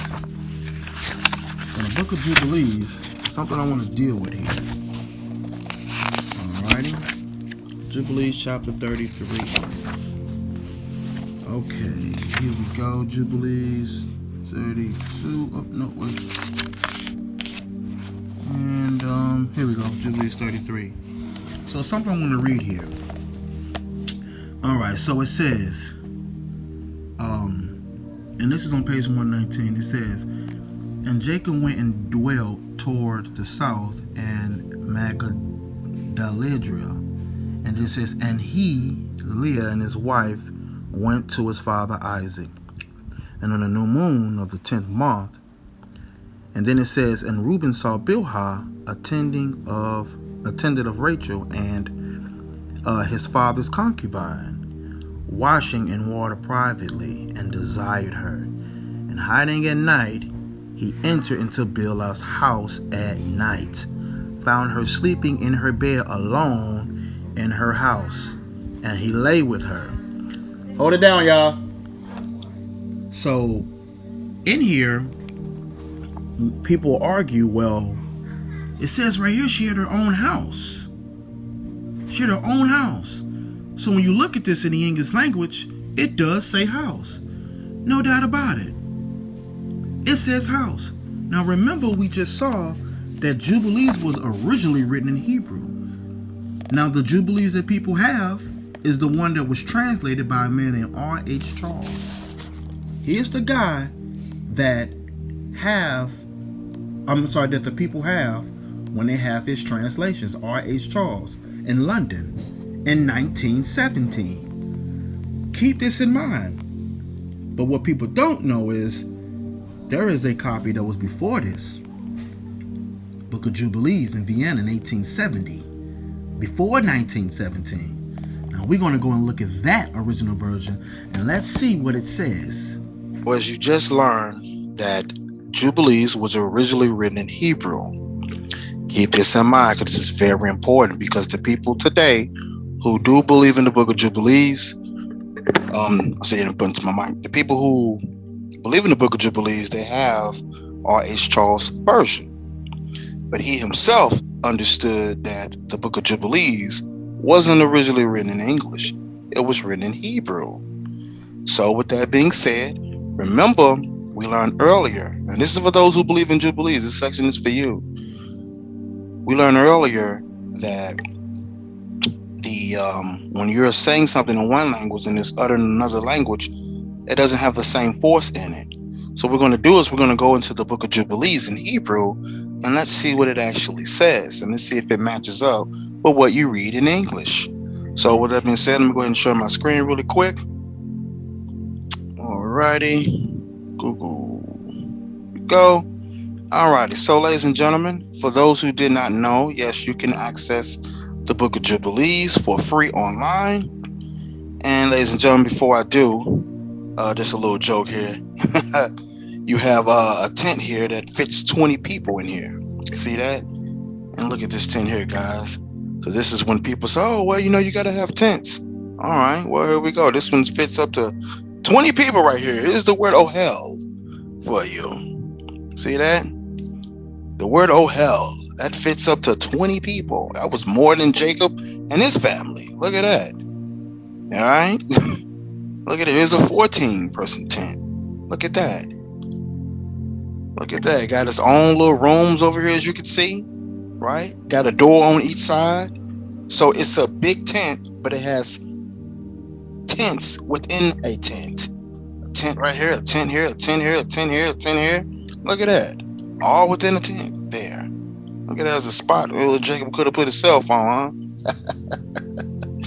But anyway, just a little joke there, guys. So when they say tent there, boom, there you go. Hell, less than $400. There you go. So, that being said, we're going to go ahead and we're going to go to the Book of Jubilees. Let me switch it on to Hebrew. You see it moved down here, Sephir. Oh, man. So, Sepharia is the Hebrew word, which just means library, in case you didn't know. But anyway, we have Sephir, which is a book or a scroll. Hayuvalim, or the Book of Jubilees. Matter of fact, let's go to 33. Alrighty, so as you see, it goes up to 50 chapters, if you will. So now what we're going to do is we're going to go ahead and go to Jubilees 33. Alrighty, here we go. Jubilees 33. So now we have here, but the year will prevent it. Beloved, matter of fact, no, wait a minute. I know what I can do. Because one might be wondering, well, how do we know? Here it is, guys. Look at that right here. The book of Jubilees 33. Right? So in English, you see here it says, and Reuben saw Bilhah. All right? Which is right here.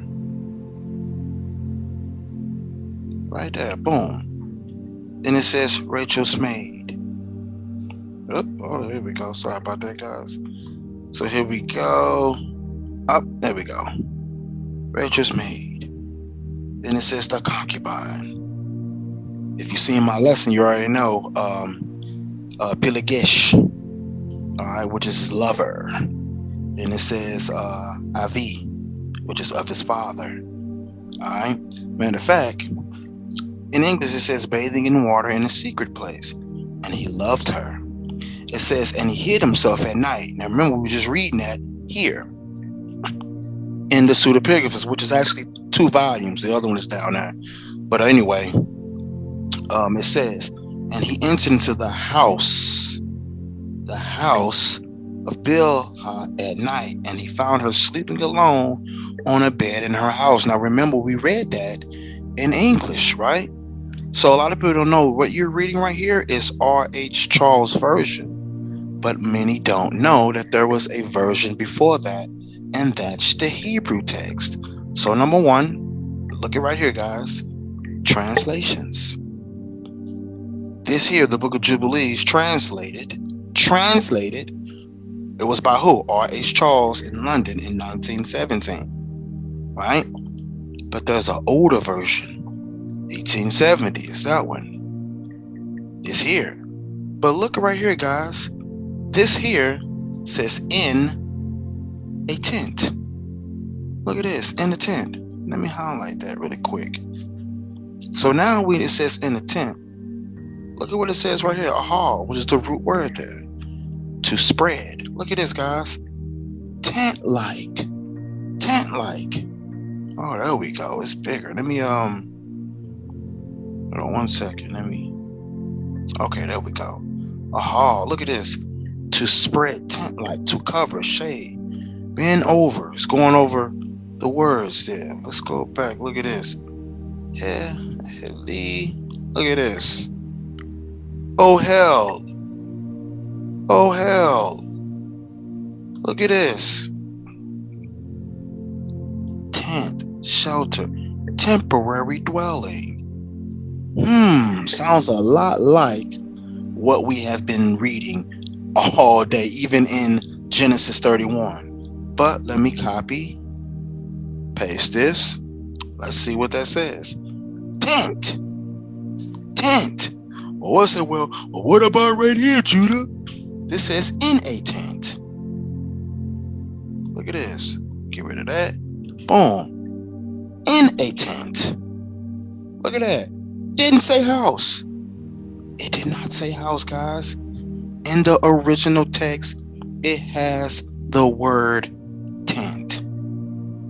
Has the word tent. That's what it says. This was the word I just highlighted, and right here, it's the same thing, guys. Look at this. Get rid of that. Boom. In the tent. Look at this down here.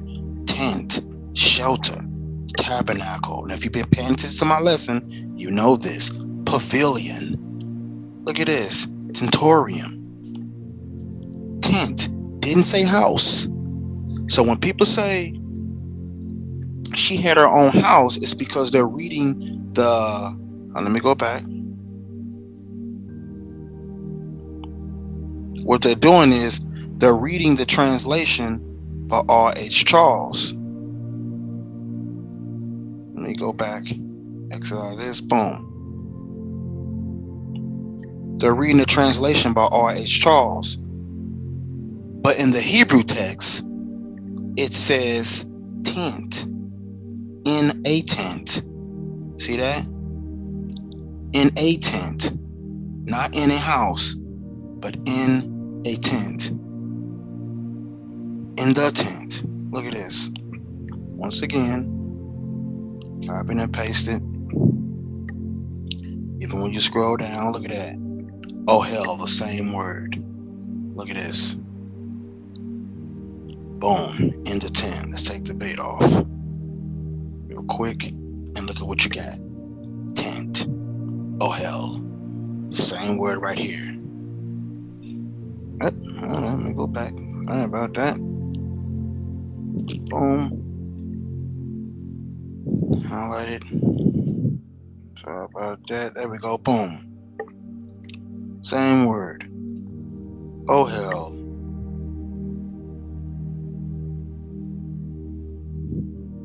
Alright, let me go back. Sorry about that.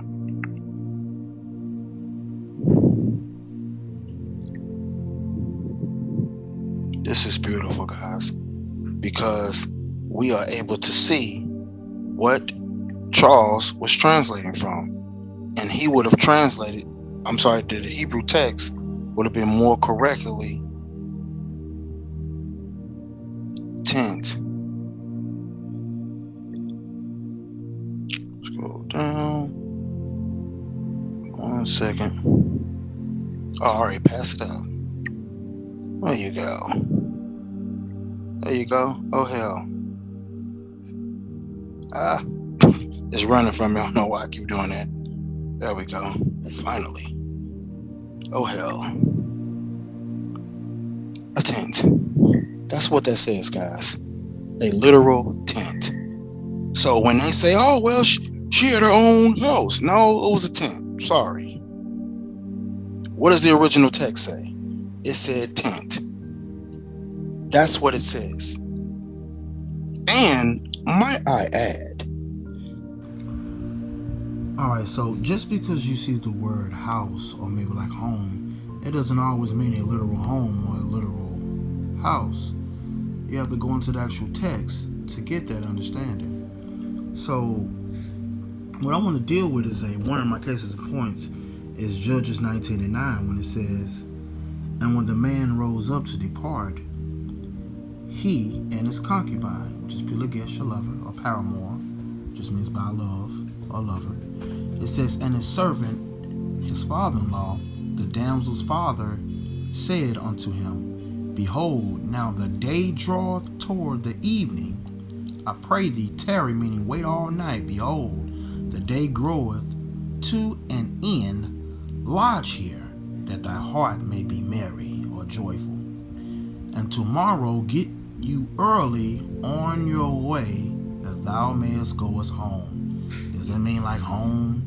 Like when we hear home, we'll think like to a literal house. But no. Look at what it says. Thou mayest go us where? Look at that. Oh hell, tent.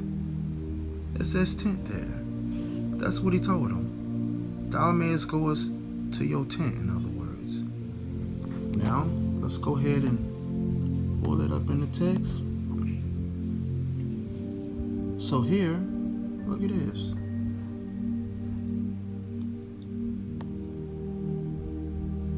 Look at that. Le'ohalecha. But it has the word, hold on, wait.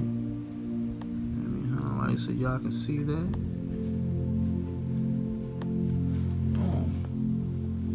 There it is again. Oh hell, in other words. Oh hell. Same thing. Now, a lot of people in the Hebrew community also have what's known as a Zondervan Compact Bible Dictionary. Right? Everybody has the Zondervan Compact Bible Dictionary, right? So, let me go ahead and deal with something real quick. There we go. Alright, so now, sorry about that, guys. We're going to pull the word for tent. Alright, let's see. Where we at? Tent. Here we go. Sorry about that. Alright, here we go. Tent. And this is page 579, guys. Look at tent down there. It says a temporary dwelling. Remember we just saw that earlier? Of various shapes.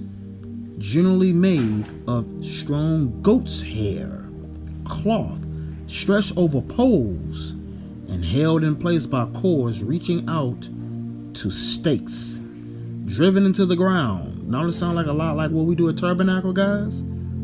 The word tent is often used to refer to a habitation. So it's giving examples there.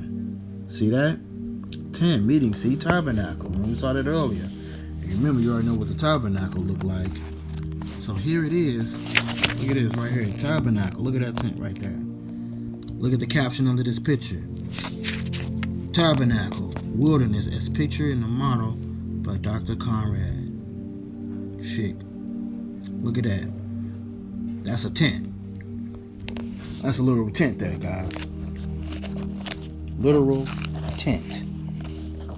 Huh? And the other part, I know I got more than one Zondervan. Now the word for home. Okay. A house, I'm sorry. And this is page 236 out of the Zondervan. For house. No, 235. Here we go. House. What does it start? Yeah, 235 for house. Down there, look at that. It says, in the Old Testament, often in Hebrew and Aramaic, Bait or Bait, a dwelling place. Look at that, using of solid materials. And it's giving examples. Exodus 12, remember during Passover, right? The Lord went from house to house, not tent to tent, but house to house. And they had the blood on the doorpost. See that? But anyway, just look at what it's saying here, guys. You can see that there's a difference between a literal tent and a house. Alright? Literal tent and literal house. Look at what it says up top. House walls were often of rough stones, as much 3 feet thick. Look at that. Of unburned clay brick. Job 4:19 is an example. Look that up, guys. Sometimes protected with casting of stone slabs. In large buildings, the stones were square smoothed and pointed. The floor might be leveled rock surface, more often beaten clay. The rich might have a stone slab floor. Solomon's temple had a floor of cypress boards, and that's true. See that? So look at the example. You see that there's a difference between a house and a literal tent. Oh hell. Or shall I say there's a difference between ohel and bait. Ohel and bait. If you haven't learned those 2 Hebrew words by now, that means you haven't been paying attention. That means you need to start the video over. Ohel, bait. What is he talking about? Start the video over. Alright? There is a difference. Matter of fact, let's go to page 170. Look at family. Family. Look at this, guys. It says, right here, it says, the concept of family in the Bible differs from the modern institution. The Hebrew family was larger than families today, including the father of the household of his parents if living, his wife or wives, plural, and his children and his daughters and sons-in-law, slaves or servants, guests and foreigners under his protection. See that? Under his protection.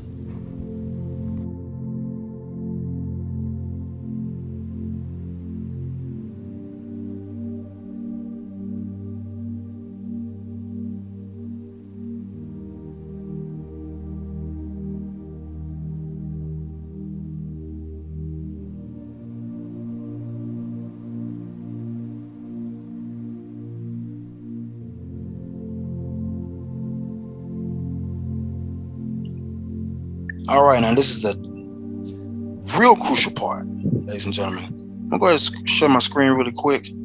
Because we're going to go ahead and get into examples of dealing with houses, because this is very important when I bring out this scripture here. I may have to do this in series. I see I'm basically pushing, been in this a few hours. Okay, so what I'm going to do is I want to go to Sefer Bereshit. For those who don't know, it's the book of Genesis. I'm going to go to chapter 39 really quick. Chapter 39. And go with the 14th verse, guys. Okay. So notice this word here says beta. Beta looks a lot like house, right? Of course. But let's look at what it says here, guys. Look at this. Her house is what that says. Her house. Right? So guys, let's go back. This is what her house looks like. Keep that in mind. Alright? The next one we're gonna go to is we're gonna go to Numbers. Numbers 16.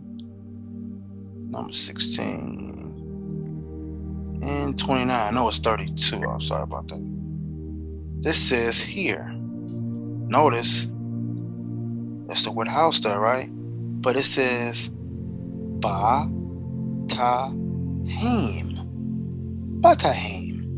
What does that mean, guys? What does that word means? Let's see. What does that mean? It says, if these men die the common death for all men, or they visited after the visitation of all men, then the Lord is not the same. Oh, I'm sorry about that. Verse 32. I'm like, wait, it don't sound right. It says, and the earth opened her mouth and swallowed them up, and their houses. And their houses.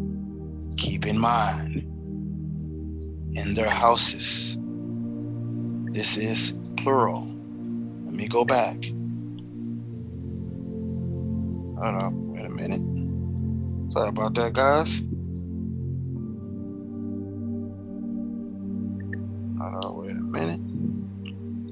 Okay. I apologize. Look at this. Betahim. Betahim. And their houses. Now, the next one is most definitely important. 1 Samuel 1. And let's look at the 19th verse.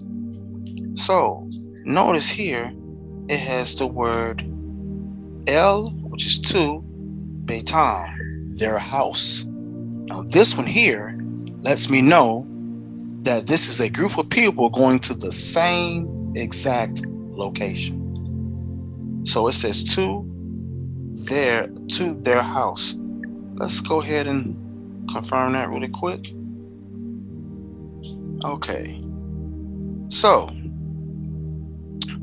here we go. Look, here we go right here. Their house, guys, right there. Let me highlight that in orange. Their house. So this is a group of people that's going to the same location.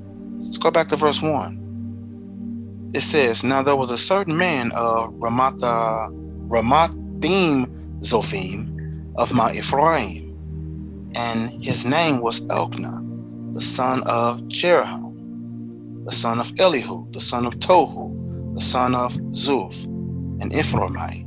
And it says, and he had how many wives, guys? 2 wives. 2.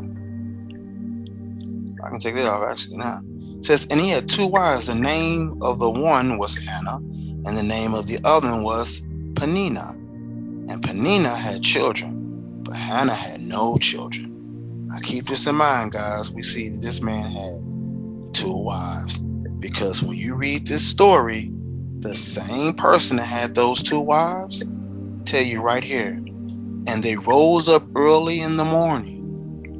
They rose up in the morning early and worshiped before the Lord and returned and came. Because look, it says they. It says, and came to what? Their house. To Ramah. And Elkanah knew or had sex with Hannah his wife. And the Lord remembered her. And the Lord remembered her. Look at that. Remember, God, this is how Samuel was born.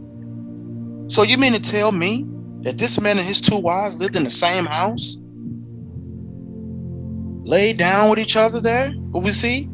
And the Lord still remembered her? Now, wait a minute. Most don't know that Samuel was a part of what you call a polygynous household. We see right there, they're in the same house. Same house. Let's go to 2 Samuel 5 real quick. 2 Samuel 5. Move this out of the way. 2 Samuel 5. And we're going to start in verse 13. Keep this in mind. Now, earlier, remember we had read earlier about David, built him a house. And that word for house there in verse 11 is what? Bait. Same thing here, guys. But verse 13, it says, and David took him more concubines and wives out of Jerusalem after these come from Hebron. And they were yet sons and daughters born to David. So now we see that he had took more wives and concubines because he had some in Jerusalem as well.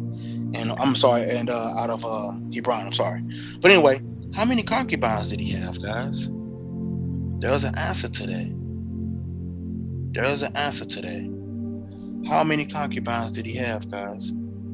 Let's go ahead and see. How many? 2 Samuel 15 and verse 16. All right. This is when he was on the run here. Let me start in verse 13 real quick.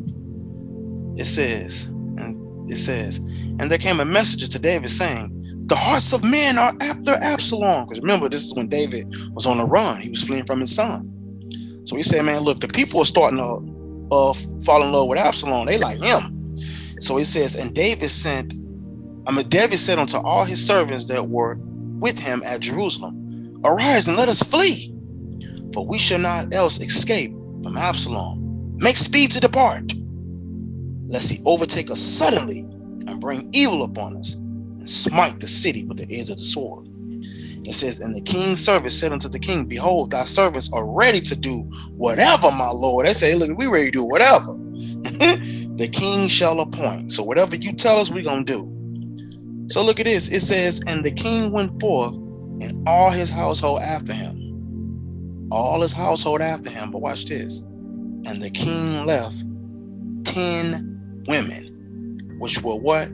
Concubines, to keep the house. Not houses, but keep the house. Look at this. Look at this. Eser nashim pelakshim lishmor habayit. 10 women who were concubines who were left to keep the house. Now we see right here, nashim is plural. When you Pilagish, Pilagshim is plural. Let you know the concubines is plural. Lishmor, which is to keep. Ha, which is the house. Not batim. Not batim. That's singular. So 10 women in the same house? Why didn't God step and say, David, we're going to need you to get 10 houses for that before you leave up out of here, Jack. Look at that. Isn't that something? 2 Samuel chapter 16 and verse 22. Look at this. El Pelagshi Avi Le'enei Chol Israel. So you see that? The word Ohel, right? Which we know is a tent, because remember he built a tent on top of the house. Remember that, guys? We read this earlier. Let's go back. Boom. Remember verse 21? It says, and Ahithophel said unto Absalom, go unto thy father's concubines, which he had left to keep the house. Look at this. And to thy father's concubines, which had left to keep the house. That was singular, not plural. Huh? Verse 21. Look at this, guys. So, dealing with this, look at this. Ishmor habayit. Look at that. The house. That's singular, not plural. 2 Samuel 20 and verse 3. I went to 4. Look at that.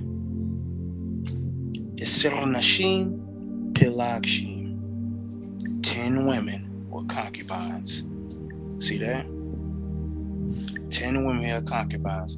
Ashira Haniach Ishmor Habayit. Look at that. These are the 10 women which were his concubines whom he had left to keep the house. That's singular. Habayit. Matter of fact, let's copy this real quick. Habayit. And let's go back and reshare the screen. And let's go here. 10. I'll copy Habayit.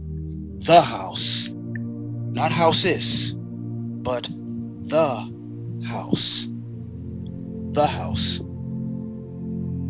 Now, I don't know about you, but clearly someone has been lying to us.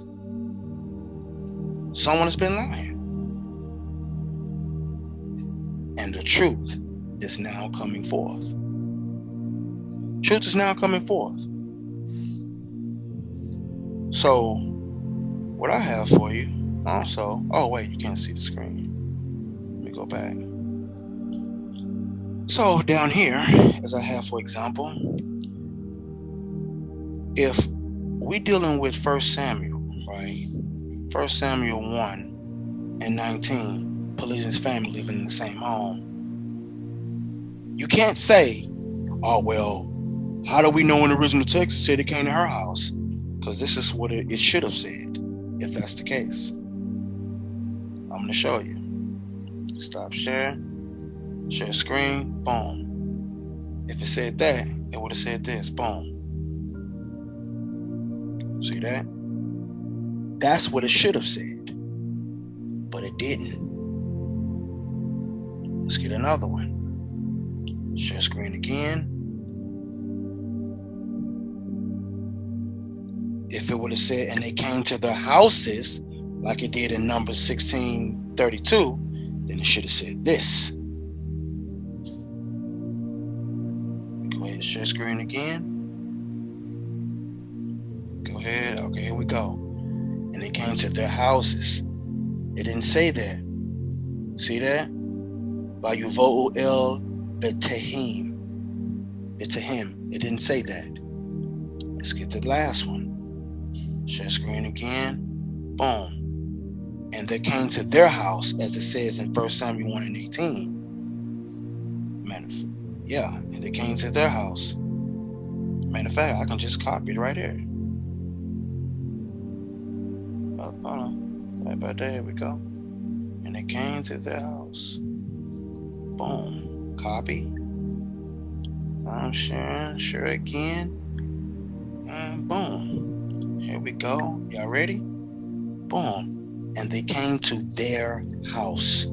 So that lets me know that in 1 Samuel chapter 1 verse 19, a man with 2 wives lived in the same house. And that's how they birthed Samuel.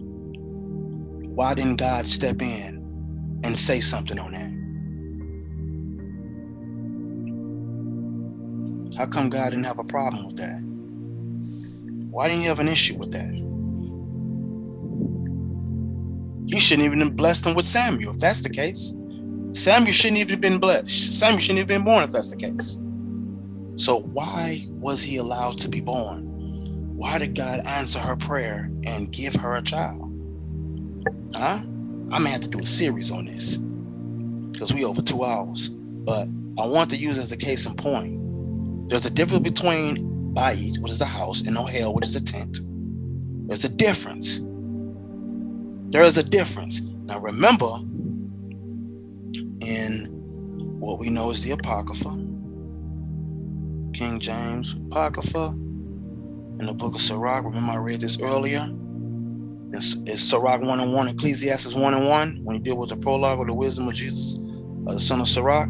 Remember he said this, wherefore let me entreat you to read it with favor and attention. That's what he's saying. When y'all read this, Sirach, read this with favor and read this with attention. Pay attention.